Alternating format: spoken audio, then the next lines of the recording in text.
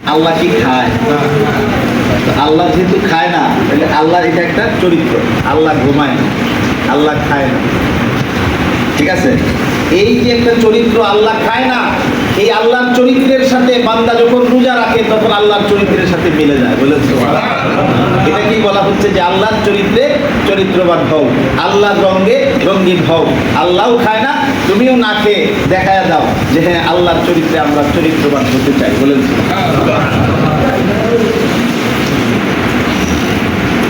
ওয়ালামু আন্নাস সায়িমুনা হুম যুয়ুফুর রহমান, নিশ্চয়ই যারা রোজা রেখেছে এই মাসের মধ্যে, যারা রোজা রেখেছে, সায়িমুন যারা রোজাদার, হুম যুয়ুফুর রহমান তারা হচ্ছে পরম করুণাময় আল্লাহ তাআলার মেহমান। বলেন সুবহানাল্লাহ। যারা আমরা রোজা রেখেছি আমরা কি আল্লাহর মেহমান। বলেন সুবহানাল্লাহ। কত বড় সৌভাগ্য আমাদের, আমরা আল্লাহর মেহমান, যুয়ুফুর রহমান। বলেন সুবহানাল্লাহ। قد ورد في فضل الصيام أحاديث كثيرة, রমজানের ফজিলত সম্পর্কে অসংখ্য হাদিস বর্ণিত হয়েছে। আন সাহাল ইবনে সাদ রাদিয়াল্লাহু তাআলা আনহু قال, হযরত সাহাল ইবনে সাদ রাদিয়াল্লাহু তাআলা আনহু থেকে বর্ণিত, قال তিনি বলেছেন, قال রাসূলুল্লাহ সাল্লাল্লাহু আলাইহি ওয়াসাল্লাম, রাসূলুল্লাহ সাল্লাল্লাহু আলাইহি ওয়াসাল্লাম ইরশাদ করেছেন, ফিল জান্নাতি সামানিয়াতু আবওয়াবিন, জান্নাতের মধ্যে 8টি দরজা আছে। বলেন সুবহানাল্লাহ। বাবুর কত দরজা? বাবুনের বহু বচন আবু আবু, সামানিয়াতুন মানে 8। জান্নাতের 8টি দরজা আছে। বলেন সুবহানাল্লাহ। নবীজি বলছেন ফিল জান্নাতি, জান্নাতের মধ্যে সামানিয়াতু আবওয়াবিন 8টি দরজা আছে। বলেন সুবহানাল্লাহ। মিনহা বাবুন ইউসাম্মার রাইয়ান, এই 8টা দরজার মধ্যে একটা দরজা আছে যে দরজার নাম হচ্ছে রাইয়ান। বলেন সুবহানাল্লাহ। ডাইরেক্ট হাদিস, আমার নবীজি ইরশাদ করেছেন 8টা দরজার মধ্যে একটা দরজার নাম কি? বলেন সুবহানাল্লাহ। নবীজি ফরমান, লা ইয়াদখুলুহু ইল্লা সায়িমুন, রোজাদার ব্যতীত এই রাইয়ান নামক দরজা দিয়ে আর কেউ প্রবেশ করতে পারবে না। বলেন সুবহানাল্লাহ। শুধুমাত্র রোজাদার ব্যক্তিগণ এই রাইয়ান নামক দরজা দিয়ে জান্নাতে প্রবেশ করবে। বলেন সুবহানাল্লাহ। আমরা কত বড় ভাগ্যবান। আমাদের জন্য, অর্থাৎ রোজাদারের জন্য আল্লাহ তাআলা স্পেশাল ভাবে একটা গেট, একটা দরজা নির্ধারিত করে দিয়েছেন যে এই দরজা দিয়ে শুধুমাত্র রোজাদার ব্যক্তিরাই প্রবেশ করবে। বলেন সুবহানাল্লাহ। যেহেতু আল্লাহ আমাদের জন্য একটা গেট, দরজা নির্ধারিত করে দিয়েছেন, আল্লাহ যেন সেই গেট দিয়ে, সেই দরজা দিয়ে, সেই বাব দিয়ে আমাদেরকে জান্নাতে প্রবেশ করার তৌফিক দেন। সকলে বলুন আমিন। রাওয়াহুশ শাইখান, এই যে হাদিসটা বললাম, এটা বর্ণনা করেছেন দুইজন শায়েখ। দুইজন শায়েখ বলতে, শায়েখ মানে কি? যে যিনি বয়োজ্যেষ্ঠ, যারা বয়োজ্যেষ্ঠ, মানে হাদিসের কিতাবের মধ্যে 6টা কিতাব আছে বিশুদ্ধ হাদিসের, সিহা। এছাড়াও আরো হাজার হাজার আছে। এই হাজার হাজার হাদিসের মধ্যে 6টি হচ্ছে বিশুদ্ধ হাদিসের গ্রন্থ। এর মধ্যে 2টা হচ্ছে 6টার মধ্যে আরো বেশি গুরুত্বপূর্ণ, বেশি মর্যাদাশীল। এই 2টাকে বলা হয় শাইখান। বলেন সুবহানাল্লাহ। সেই 2টা কি? বুখারী এবং মুসলিম শরীফ। বলেন সুবহানাল্লাহ। এই 2টা কিতাবের নাম কি? বুখারী শরীফ এবং মুসলিম শরীফ। এই 2টা কিতাবকে একসঙ্গে বলা হয় শাইখান। অর্থাৎ বর্ণনা করেছেন ইমাম বুখারী এবং ইমাম মুসলিম রাহিমাহুল্লাহু তাআলা এই হাদিস। বলেন সুবহানাল্লাহ। ওয়া নবী হুরায়রা রাদিয়াল্লাহু তাআলা আনহু, হযরত আবু হুরায়রা রাদিয়াল্লাহু তাআলা আনহু থেকে বর্ণিত, قال তিনি বলেছেন, قال রাসূলুল্লাহ সাল্লাল্লাহু আলাইহি ওয়াসাল্লাম, রাসূলুল্লাহ সাল্লাল্লাহু আলাইহি ওয়াসাল্লাম ইরশাদ করেছেন, কুল্লু আমাল ইবনে আদম, কুল্লু মানে প্রত্যেক, আমল মানে কাজ, ইবনে আদম মানে আদম সন্তানের, আদম সন্তানের প্রত্যেকটা আমল, প্রত্যেকটা কাজ, ইউযাফু, আল্লাহ এর সওয়াবকে বাড়িয়ে দেন। বলেন সুবহানাল্লাহ। কত? ইউযাফুল হাসানাতু, হাসানাতু মানে সওয়াব, বাড়িয়ে দেন। বি আশরি আমসালিহা, আশরুন মানে 10, কমপক্ষে 10 গুণ। বলেন সুবহানাল্লাহ। আল্লাহ দয়া করে আল্লাহ বান্দার সওয়াবকে 10 গুণ কমপক্ষে বাড়ায় দেন, বলেন সুবহানাল্লাহ। ইলা সাবিঈ মিআতি যিফিন, 10 থেকে আবার কখনো কখনো সময়ের পার্থক্যের কারণে আল্লাহ তাআলা 10 থেকে 700 গুণ পর্যন্ত সব আল্লাহ বাড়ায় দেন, বলেন সুবহানাল্লাহ। যেমন রমজান মাস আছে, আবার কোনো কোনো মুহূর্ত আছে, হ্যাঁ, আপনার কাছে টাকাই আছে 100 টাকা, আপনি বাজার করতে আসছেন, এখন একজন গরিব মিসকিন বলতেছে, ভাই আমাকে কিছু টাকা দেন, আমার তো বাজার করার মতো কিছুই নাই। এখন আপনি 100 টাকার মধ্যে তা কি করলেন, 50 টাকা আপনি নিজের জন্য রাখলেন, আর 50 টাকা আপনি তাকে দিয়ে দিলেন। এই দানটা আর যার লক্ষ লক্ষ টাকা আছে সে 50 টাকা দিল, তার দানটা আর আপনার দানটাকে সমান হবে? সমান হবে না। এই জন্য বলা হচ্ছে যে আল্লাহ কখনো কখনো সময়ের তারতম্যের কারণে আমি নিম্নতম 10 গুণ, উপরে 700 গুণ পর্যন্ত সওয়াব আমি বৃদ্ধি করে দিই, বলেছে।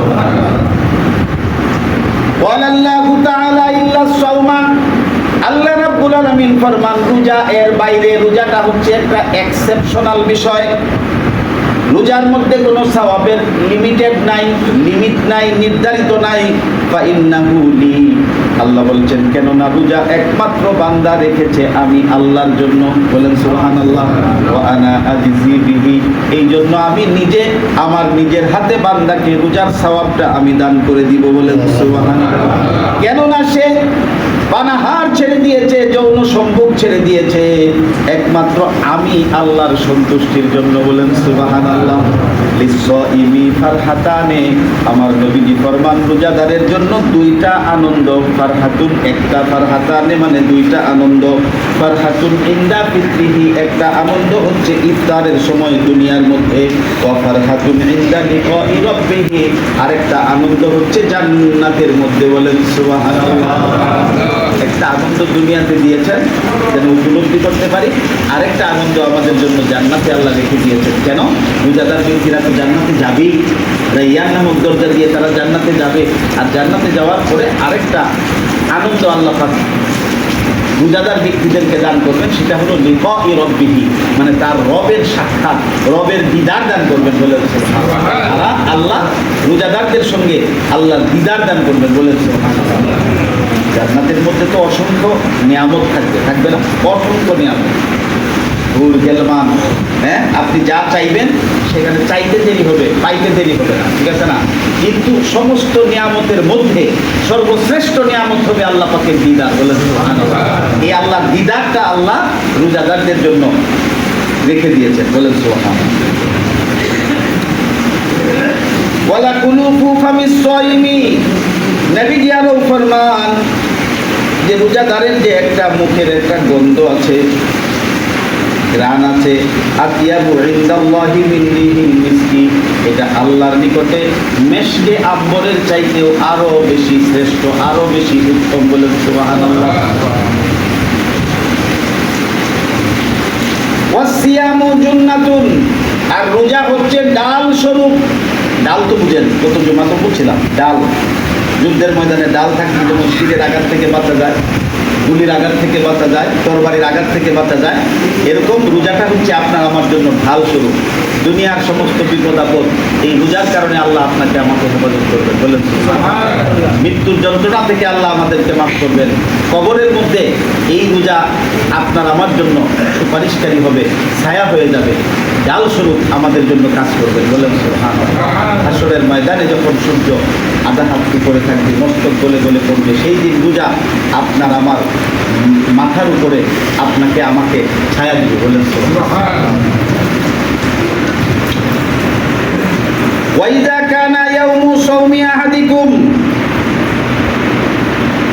অতএব এই রমজান মাসে যারা নাকি রোজা রাখবে, ফালা ইয়ারফাস, সে যেন কোনো অশ্লীল কাজ না করে, ওয়ালা ইয়াসকাব, এবং সে যেন কোনো গালমন্দ না করে, বা ইনসাফ বাহু, আর এই অবস্থায় রোজাদার অবস্থায় কেউ যদি তাকে গালিগালাজ করে, অর্থাৎ আপনি রোজা রেখেছেন, আমি রোজা রেখেছি, আমাকে যদি কেউ গালিগালাজ করে, মন্দ কথা বলে, আও কাতালাহু, অথবা কোনো ঝগড়া করেন, ফালিয়াকুল ইন্নী ইমরুউন সাইমুন, তখন আপনার আমার দায়িত্ব হচ্ছে আমরা বলবো, ভাই আমি রোজা রেখেছি, বলেন সুবহানাল্লাহ। আমি আপনার সাথে তর্ক করতে চাই না, আমি আপনার সাথে মারামারি করতে চাই না, গালাগালি করতে চাই না, কারণ আমি রোজাদার, বলেন সুবহানাল্লাহ। আপনি বলবেন যে আমি রোজাদার, ইন্নী সাইমুন। রাওয়াহু শাইখান, এই হাদিস খানা বুখারী এবং মুসলিম শরীফের মধ্যে রয়েছে।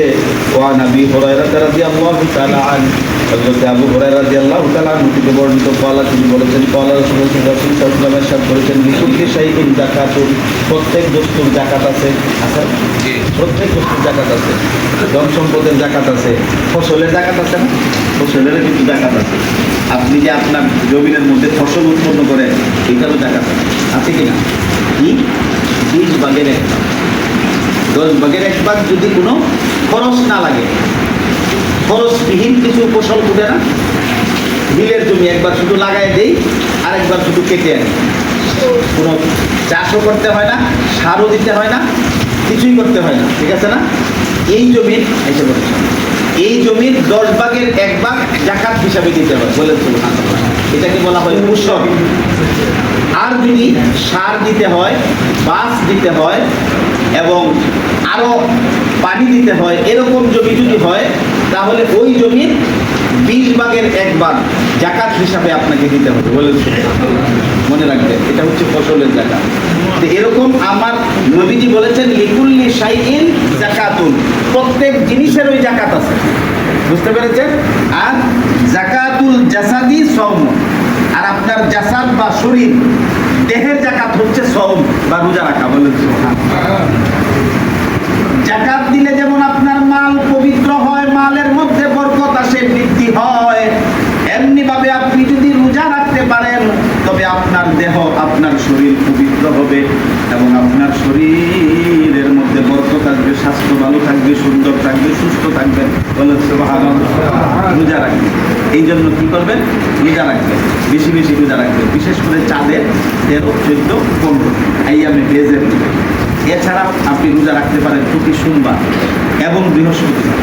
আমার জানা মতে আমার আত্মীয় স্বজনের মধ্যে অনেকেই আছে সোমবার এবং বৃহস্পতিবার রোজা রাখে। বলেন হ্যাঁ, নবীজি সোমবার দিন রোজা রাখলেন। এক সাহাবী জিজ্ঞেস করলেন, ইয়া রাসূলুল্লাহ, আপনি কেন রোজা রাখছেন?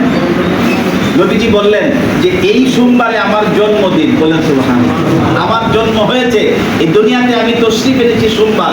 হ্যাঁ, সোমবার শুভে সাদিকের সময় আমার নবীজি মক্কাতুল মুআজ্জামায় তশরিফ এনেছেন।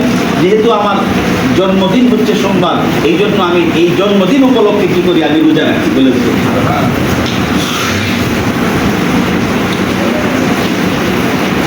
وعن ابي هريره رضي الله تعالى عنه قال قال رسول الله صلى الله عليه وسلم, রাসূল পাক সাল্লাল্লাহু আলাইহি ওয়াসাল্লাম ইরশাদ করেছেন, মান সামা ইয়াওমান ইবতিগাউ ওয়াজহিল্লাহ, যে ব্যক্তি রোজা রাখলো আল্লাহ পাকের সন্তুষ্টির জন্য, বা'আদাহুল্লাহু মিন জাহান্নাম, আল্লাহ তার থেকে জাহান্নামকে অনেক দূরে করে দিবেন। বলেন সুবহানাল্লাহ। কতটুকু দূরে দিবেন? কাবুদি গুরাবিন তাইরিন ওয়া হুয়া ফারফুন হাত্তা মাতা হারামান। একটা কাক দুনিয়াতে আসার পরে, কাকের বয়স কত জানেন? একটা কাক কত বছর বাঁচে এটা কি জানেন? ফেসবুক চালাইলে দেখবেন, দেখতে পাবেন। না না, একটু বুঝবে না, 20 বছর বাঁচে একটা কাক, 20 বছর পর্যন্ত বাঁচে। এরকম প্রত্যেকটা প্রাণীরই নির্দিষ্ট একটা হায়াত আছে, হয়তো কিছু কম বেশি, কিন্তু 20 বছর একটা কাক বাঁচে। সে এই 20 বছর মধ্যে জন্ম থেকে মৃত্যু পর্যন্ত এই কাকটার যত দূর থেকে দূরান্তরে যায়, কত হাজার হাজার কোটি কোটি মাইল যায় না, একেবারে এই 20 বছরের ভিতরে এই এতটুকু পথ জাহান্নামকে আল্লাহ ওই বান্দা যে রোজা রাখলো তার থেকে আল্লাহ দূর করে দেন। বলেন সুবহানাল্লাহ। অর্থাৎ সে ব্যক্তি জাহান্নামে যাবে না, জাহান্নাম থেকে ওই ব্যক্তি মুক্ত হয়ে যাবে। বলেন সুবহানাল্লাহ। ওয়ান উম্মে উমারা বিনতে কাব, হযরত উম্মে উমারা বিনতে কাব রাদিয়াল্লাহু তাআলা আনহা থেকে বর্ণিত, আন্নান নবিয়্যা দাখালা আলাইহা, নিশ্চয় একদিন নবী করিম সাল্লাল্লাহু আলাইহি ওয়াসাল্লাম তার কাছে নিকটে আসলেন, ওই উম্মে উমারার নিকটে আসলেন। ফাদাআত লাহু বিতআমিন, এরপরে ওই মহিলা বললে, হুজুর আপনি আজকে আমাদের সঙ্গে খানায় শরীক হন। ফাকালা লাহা কুলি, তখন উনি দাওয়াত পাইয়া নবীজি খাইতে লাগলেন এবং নবীজি বললেন, কুলি, হে মহিলা তুমিও খানা খাও। ফাকালাত ইন্নী সাইমাতুন, তখন ওই মহিলা বলতেছে, হুজুর আমি তো রোজা রেখেছি। বলেন সুবহানাল্লাহ। ফাকালান নবিয়্যু, নবী করিম সাল্লাল্লাহু আলাইহি ওয়াসাল্লাম ফরমান, ইন্নাস সাইমা ইযা উকিলা ইনদাহু, যখন কোনো রোজাদার ব্যক্তির সামনে খানা খায়, স্বভাবতই তারও খাইতে মনে চায়, কিন্তু সে তো খায় না। এই কারণে সাল্লাত আলাইহিল মালাইকাতু হাত্তা ইয়াফরাগু, যতক্ষণ পর্যন্ত তার সামনে খানা খাইতে থাকে কোনো ব্যক্তি, ততক্ষণ পর্যন্ত ফেরেশতা তার উপর আল্লাহর রহমত বর্ষিত করতে থাকেন। বলেন সুবহানাল্লাহ। রাওয়াহু তিরমিজি, এই হাদিস তিরমিজি শরীফের মধ্যে আসছে। ওয়ান বুরাইদাতা ক্বালা দাখালা বিলালুন আলা রাসূলিল্লাহি সাল্লাল্লাহু আলাইহি ওয়াসাল্লাম ওয়া হুয়া ইয়াতাগাদ্দা। একদিন রাসূল সাল্লাল্লাহু আলাইহি ওয়াসাল্লাম দুপুরের খানা খাচ্ছেন। ফাকালা রাসূলুল্লাহ সাল্লাল্লাহু আলাইহি ওয়াসাল্লাম, রাসূল সাল্লাল্লাহু আলাইহি ওয়াসাল্লাম বললেন, ইয়া বিলাল, হে বিলাল, ইন্নী সাইমুন, আমি তো রোজা রেখেছি। ইয়া রাসূলুল্লাহ, হে আল্লাহর রাসূল। ফাকালা রাসূলুল্লাহ সাল্লাল্লাহু আলাইহি ওয়াসাল্লাম, নাকুলু রিজকানা ওয়া ফাজিলা রিজকু বিলালিন। নবীজি বললেন, আমরা তো আমাদের রিজিক খেয়ে ফেলছি, আর তুমি যে রোজা রেখেছো, রোজা রাখার কারণে আল্লাহ তোমার এই রিজিককে আরো তোমার হায়াতের মধ্যে আল্লাহ তাআলা বরকত দিয়ে দিবেন। বলেন সুবহানাল্লাহ। কম রোজা রাখার কারণে তুমি কম খাইছো, আমি তো আমার রিজিক খেয়ে ফেলেছি, আর তুমি না খাওয়ার কারণে, রোজা রাখার কারণে তোমার রিজিক তো রয়ে গেছে, এই জন্য আল্লাহ তোমার হায়াতকে বৃদ্ধি করে দিবেন। বলেন সুবহানাল্লাহ।